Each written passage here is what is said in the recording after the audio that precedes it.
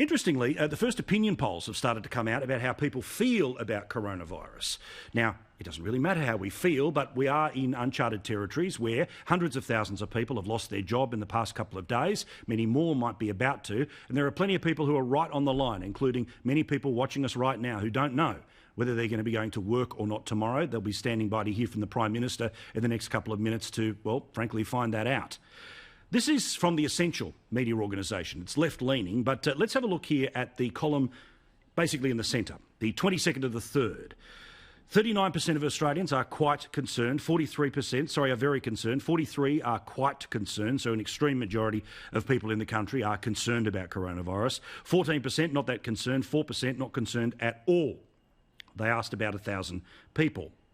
Now, interestingly here, about people's fears about whether they are going to get coronavirus. Have a look at this. 8% say it is very likely, 34% say somewhat. The majority of Australians, according to this, are saying that it is somewhat unlikely. That's important in terms of confidence. 13% very unlikely. Again, the majority of Australians, about 58%, saying that they don't feel they are going to be getting anywhere near coronavirus. That said, even if you are no chance of getting this or don't think that you have a lifestyle or connection to people who may well have it, you don't know if you're going to get it, and that's why you have to keep on with the social distancing.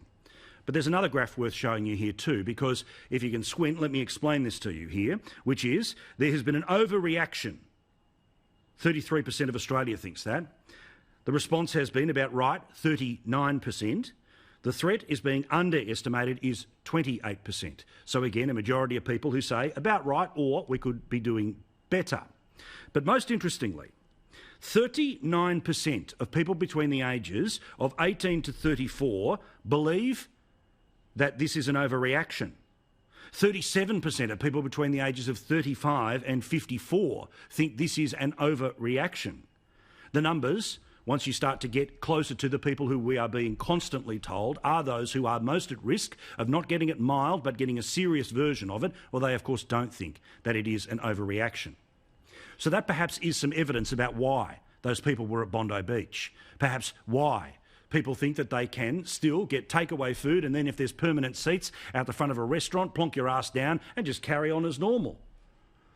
But it's interesting to note that all of us have to pull away from each other to make sure that we can get through this as fast as possible, because in terms of that curve we constantly get told about, tonight in Australia we are doing our bit for the curve.